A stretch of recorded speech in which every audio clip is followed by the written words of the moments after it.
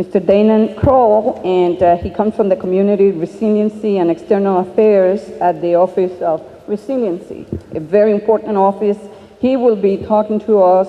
He's going to give us an overview of the Resiliency Office report and also highlight future risks and some of the initiatives that they are putting together, working together. Thank you.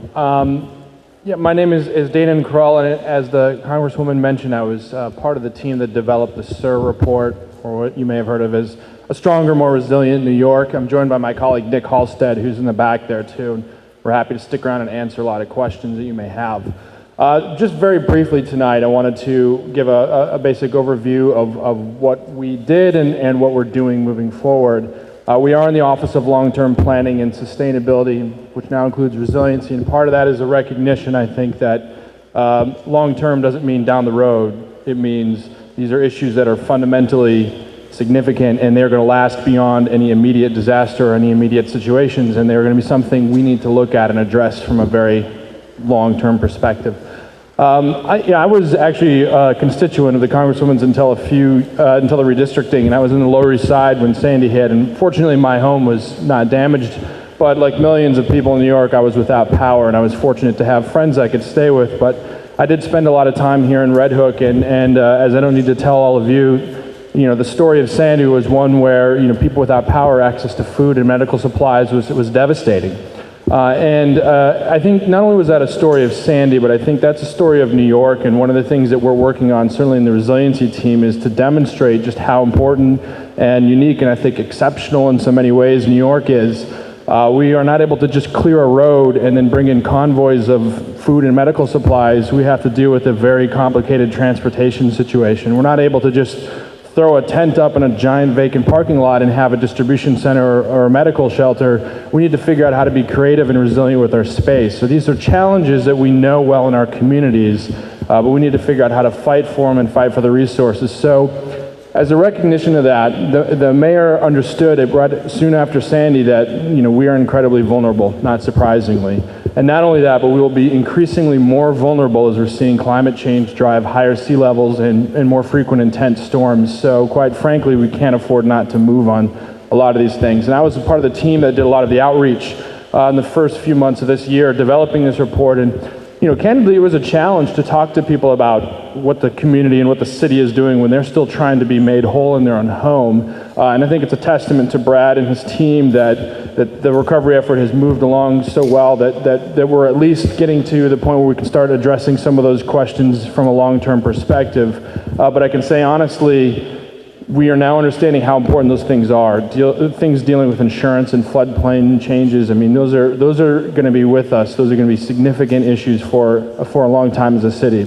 So just briefly, just want to give a few highlights. The report that we put together came out. It's a plan, actually. I should not use the word report. It's a plan for action. It came out in June. As you probably saw in the news, it was a pretty comprehensive report. We had over 438 pages of material, 257 initiatives, and we really spent a lot of time thinking through how we need to put this together, and obviously more work needs to be done. And the report covers, I think what we think is a pretty comprehensive amount of policy disciplines in geographic areas, but even just looking at, coastal protection is clearly an important part in the buildings we live in, but insurance and utilities and liquid fuels and healthcare, and I think when you peel back the layers of our city and these neighborhoods, you understand how interdependent these systems are and how vulnerable they are, but how well they need to work together. And this is part of what makes the city and our neighborhood work, which is what's so important.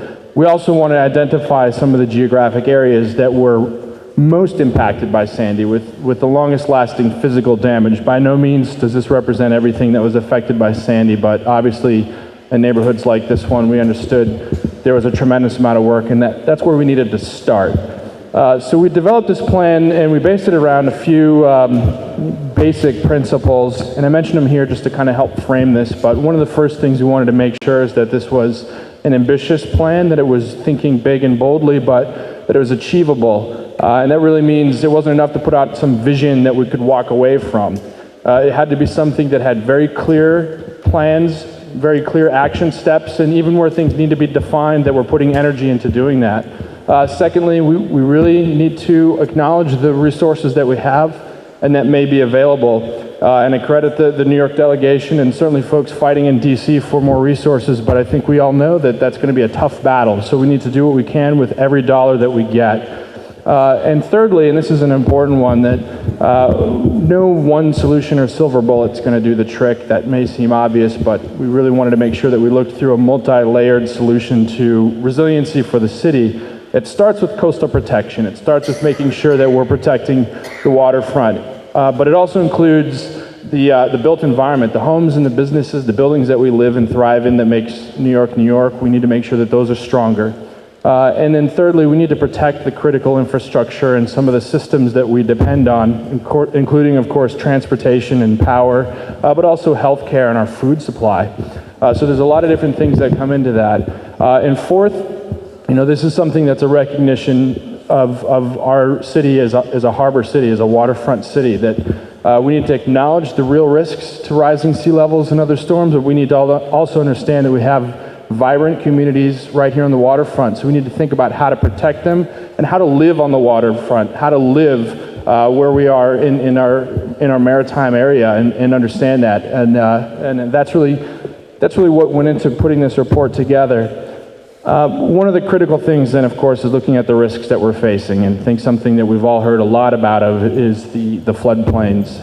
In 1983, FEMA put together the floodplains that we are currently under, the official floodplains, and they were in the process of updating those even before Sandy hit, but the result was that we now have not the next official maps, but the preliminary work maps, as we're calling them. But one thing that we noticed, just in understanding our current risk, that it may be hard to read, but under the 1983 flood maps, we had approximately 218,000 residents here in New York City. With the new floodplain maps, we have 398,000. We went from 36,000 buildings approximately to just about double that, 68,000 buildings that are currently in the floodplain. This is the 100-year floodplain. And that's citywide. These are startling, certainly, to look at, but it also recognizes the fact that the scale of New York is unlike anything else we're dealing with around the country. We really need to understand the impact. And so one of the most important things that we're thinking about too is that this doesn't even take into account the future risk. If we're looking at how the floodplains might look in the 2020s or the 2050s, we're talking about an even more significant change. And so it may be hard to read here, but I encourage you to, I'll mention the website, but you can obviously look at all these different maps and some of the numbers that we're laying out, but we're looking at potentially by the 2050s, 800,000 people residing within the 100-year floodplain. And that isn't taking into account more growth or more development. That's just looking at the current population. And that's just through the extension of the floodplain. And in case 2050 doesn't really jump at you, just consider that's 35, 37 years from now. That's not long. It's nothing in the life of a city or even a neighborhood. So these are very real. These are very big issues that we're trying to deal with. One of the things, of course, that we are looking at, so we convened the New York City panel on climate change in 2009. They came together as part of Plan NYC, and they started looking very aggressively at how the city can lower its impact in climate change. And now, of course, we actually reconvened them as part of the SIR effort to say, all right, not only do we need to mitigate climate change, we need to understand that this is happening, of course, as I think many people are recognizing. But as a city, we need to understand what that means specifically. So one of the things that I think you probably heard in the news, if you heard anything, is that we may see temperatures similar to Birmingham, Alabama on a regular basis. We're now looking at a city that has 18 days a year, I think, that are above 90 degrees. We may have triple that. We may have about 60 days a year that are above 90 degrees. Now that's going to have an impact not just on how we feel and walk around the day, but on our cooling systems, on our buildings, on our vulnerable and elderly populations, and anyone that's going to have some very serious effects to that. We need to think through that And of course, in sea level rise, the increase in frequent intense storms. Some of the most intense storms and hurricanes may be more frequent. But as I alluded to, when we're looking at this, we're not even just looking at storm surge or flooding. We're looking at everything that comes with this. The picture in the upper left there, I think, is from a downpour in 2009. We all know how vulnerable our transportation system is to that. Any increase in precipitation could be difficult. Waves kill more people in the city, and I think nationwide, than other natural disasters, possibly even combined. I know it's a pretty high number, but certainly in New York. The future risks of drought are actually quite, have an impact in certain areas of Staten Island and around Queens as well, but one of the other things we're seeing is future sea level rise may even have a daily or weekly effect in terms of tides. So we have a lot that we're trying to wrap our minds around. The basic story here is that we've always been flooded, or we've always been vulnerable to flooding and other impacts from storms. We're going to see that increase quite a bit, so we really need to focus on that. I can get into more of the details there, but I think we get the picture. There's a lot that we need to focus on as a city. So as the SIR team was looking at developing this report, back to what I mentioned earlier, we want a multi-layered strategy. The first is we need to protect our coasts. We need to do what we can to live sustainably and resiliently on the waterfront. Then we also need to protect our buildings and look at different ways to have higher standards and deal with that in a unique urban way. Then we need to protect the critical infrastructure and other systems. So we have a pretty complicated, pretty comprehensive coastal protection plan. In the first wave of initiatives, we've outlined approximately $3.7 billion worth of projects and initiatives. And the first step in a lot of these is looking through some of the studies about whether this is practical or feasible. We're partnering with the Army Corps on a lot of these. Along the harbor, we're looking at some possible tidal floodgates, but also some other, just building revetments or bulkheads along the waterfront. And there's a lot of different things that we're looking at that are unique to New York that we want to map out. Again, these are all laid out in the report, and I could walk through them in more detail, but suffice to say, there's a lot of things we're looking at that we really want to have around our city to protect us. And then that's the first phase, and then as we look down the road, there's even more initiatives that we're unveiling that we would love to see studied and pursued. And they range from some levees along Staten Island to really restoring and building on the wetlands in Jamaica Bay. Happy to announce we opened the Jamaica Bay Resiliency Center just a couple days ago, which is going to be a great source of scientific research for us that I think will have an impact on the whole city. So we're excited about that. Nick actually developed our buildings chapter, so I'll let him speak to this in more detail if you have more questions, but like I mentioned, we need to pay close attention to how we can be more resilient. 68,000 buildings currently in the floodplain. That will increase. We heard tonight some of the very specific situations we're dealing with.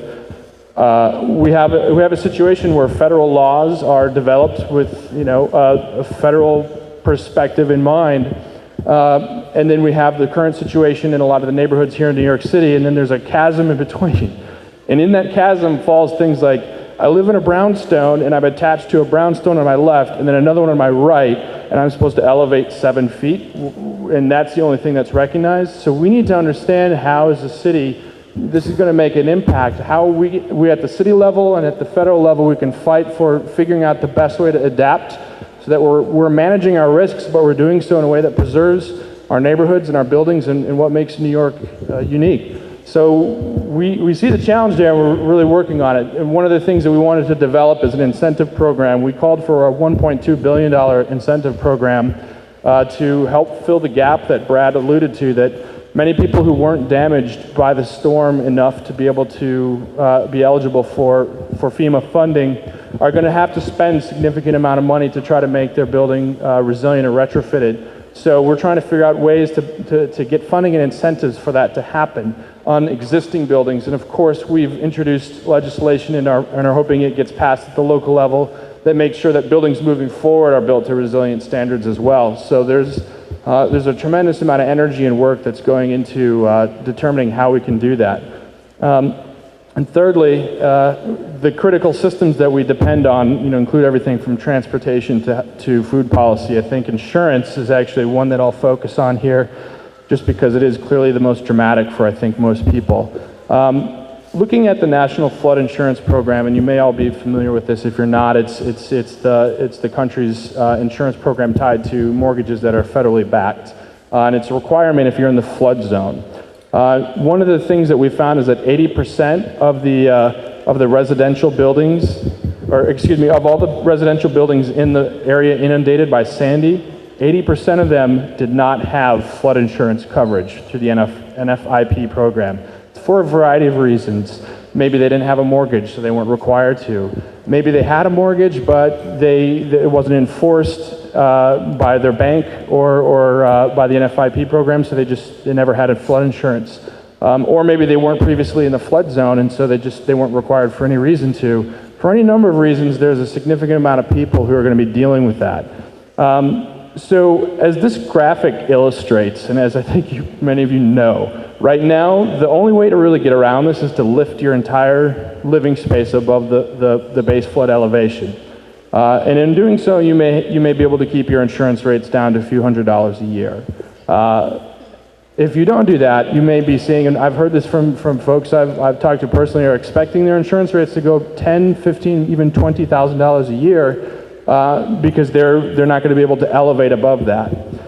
This is a problem. This is one of the things we need to look at. So as we look at some of these challenges, obviously you have affordability and you have feasibility. Is it even feasible to do something like that? And so we are really pushing hard as part of our initiative in the insurance segment of our report to fight for some mitigation credits so that there is a recognition that there are other things that you can do to make your home safer, more resilient, other than elevate everything. It's a challenge, but we're looking at how we can do that at the federal level. We're also looking at trying to see if there are affordability measures that we can take. Bigger waters may not affect a lot of people here. There might be a few, but essentially it was legislation passed to help make the flood insurance program solvent. It's clearly an important thing, but unfortunately we're seeing that without the proper look at how that's going to affect a lot of people here in the city, there's going to be some very punitive insurance rates that are going to be hitting very, very soon. And so we need to figure out, first of all, who is going to be impacted by this? To what degree? Can we do the affordability studies to understand what this means for the city of New York in these different neighborhoods, and in doing so, really push for a better way to adapt the insurance program. And another thing we're looking at is trying to figure out a way to bring in lower premium but higher deductible insurance plans, which will do a couple things. One, it'll make it a little bit more feasible for folks to afford insurance. But two, it'll also hopefully increase the risk pool so that more people who did not take insurance may volunteer to do so even if they didn't have to, because it's a little bit more of a feasible economic situation for them. And by doing so, they're increasing the risk pool too, which helps everyone in that sense. There's clearly a lot more information and questions you may have. So I would say just that if you have a lot of those specific things about the insurance or your building type, I don't want to take up too much time, but we'll be addressing those, and I encourage you to look at this chapter, the insurance and the building chapter in the report. There's a lot of things that are going to be affecting us quite profoundly as a city, so we're focusing a lot of energy on that. This just runs through a lot of the other categories in the plan that we looked at.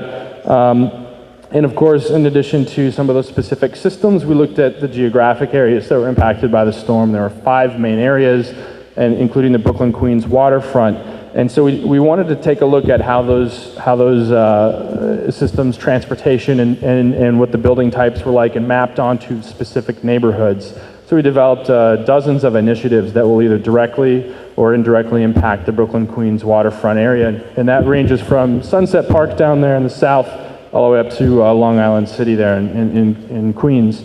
So, and everything in between. And there's obviously, in this area particularly, is probably the most diverse set of building types of economic sectors in the entire city. I think there's, it's your entire district. There's an incredibly diverse amount of challenges and situations to look at here. So we wanted to try to find the mix of initiatives that we could start with that would do some help. And one highlighted example might be, along Red Hook there, Are there measures that we can take in terms of deployable flood walls? Is there sort of an integrated flood system that we can create where there is maybe some accessible public space that is something that could provide a buffer in need of a storm, or in case of a storm, and then could we increase our protection with some deployable flood walls there? I mean, there's a lot of those types of solutions that we're looking for that are unique to the area, but a whole range of things there, obviously.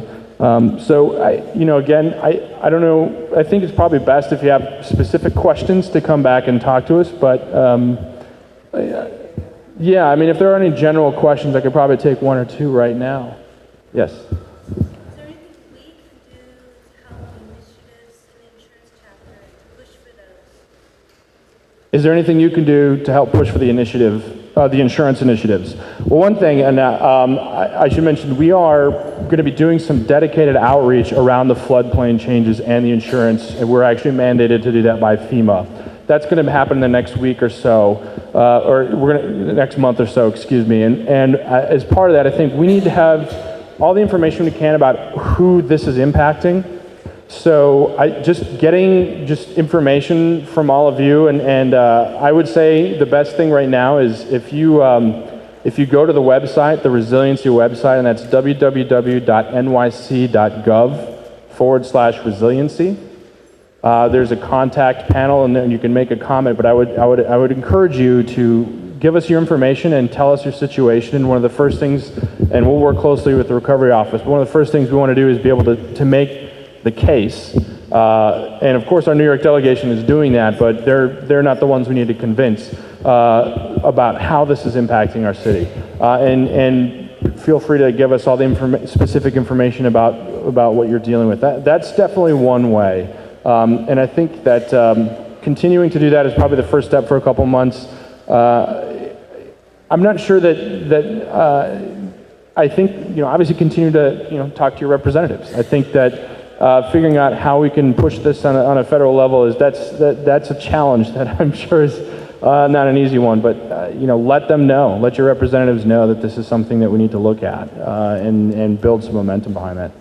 Right now, I think that's tremendously helpful. That's the best you can do. And we know.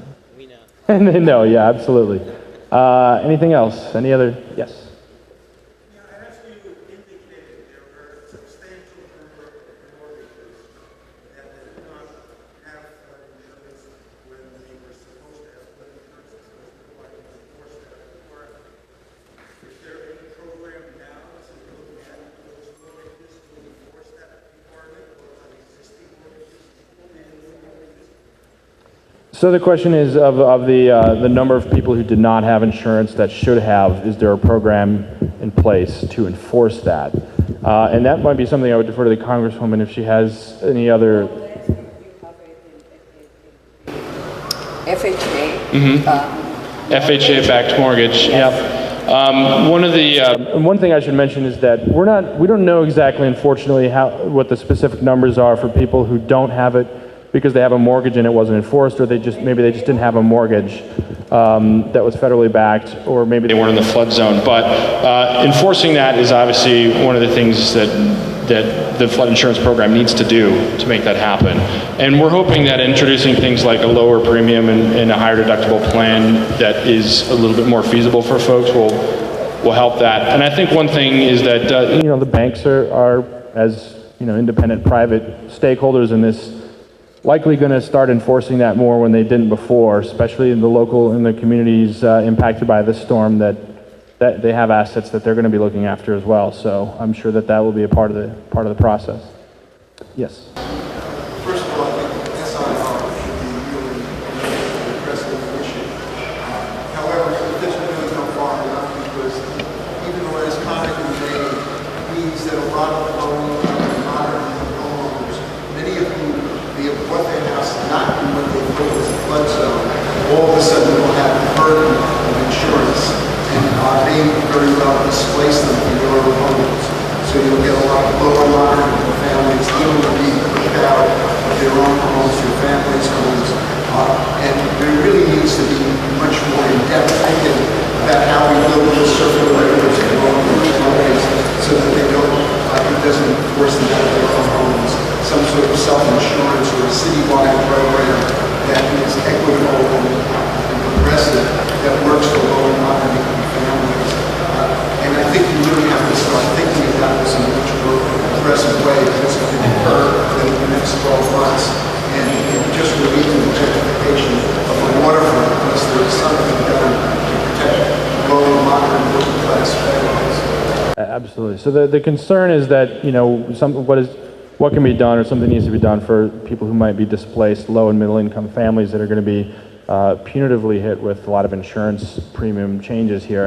And again, I echo the fact that is absolutely one of the biggest things we're looking at. One of the major initiatives that we're going to put forward is launching an affordability study. And I know that doesn't sound like it's got a lot of weight to it, but the reality is that by doing so, we're going to be forcing some movement at the federal level and some things that needed to be done that haven't been. So we really want to push forward, and the city will, you know, fortunately as a city, we have the resources to even conduct something like that, whereas other locations may not. And one of the things we're going to look at are what is the impact on neighborhoods and on individuals who are in that low to middle income range, who are going to be really hit by this. And I think part of it is the message that we need to send to folks that these aren't coastal vacation communities. This is, you know, these are century plus old neighborhoods where generations of people have lived, and they, you know, we're established as a city in that way. And I think one of the things we need to do as a city is look through that, think through it, is you're absolutely right. And so we're hoping to launch the study, I would say, in the next, you know, couple months to get that moving. We have our own programs like SWE, which is for senior citizens, that when their real estate taxes become too high and pay. We have to do something, because the Congresswoman's colleagues are not saying as running the light in Congress, and we're not able to do anything until 2014 at the earliest. So we really need to do something that the city puts up some of its resources and uses some of its intelligence to protect, particularly the vulnerable. Absolutely. And this is somewhat related, but one thing I wanted to mention too is that another initiative that is actually ongoing is called the Neighborhood Game Changers Initiative. I don't know if that is something that any of you have heard of, but as part of our allocation, we have $18 million for each of these areas, including the Brooklyn Queens waterfront. And one of the things we want to do with that program is actually generate ideas from the community about where some of these unmet needs are and where some of these issues are going to be for this particular neighborhood, and put forward some ideas or projects that could potentially get funded to help with that. And I think there's a lot of different things that we want to try to do with that. But yeah, I think that issue in particular is, we need to look at it. I'll probably have to give it up to the next person here. We have two other presenters that are important, and they have important information. Thank you, Daynan.